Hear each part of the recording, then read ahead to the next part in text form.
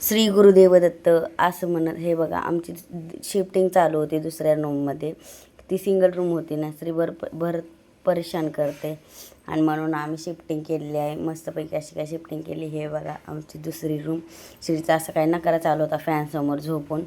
आणि मग हे बघा पसारा शिफ्टिंग करणं म्हणजे खूपच अवघड गोष्ट आहे बाबा, कारण की पसारा लावून मग इतकी परेशानी होती ना लयच. हे बघा अशी काय डबल रूम आहे.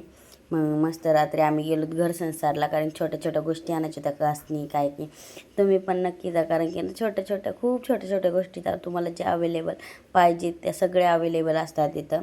मग घरी निघालो आणि श्रीचं बघा हे श्रीनं इतका परेशान करतोय ना, रोड पार करून येते. रात्री होता वैभवीताईचा बड्डे, असा काही सेलिब्रेशन केला. ही चिल्ले पार्टी दादा भाभी ऋतू असं काय मला नको काढू म्हणून असं सांगत होती.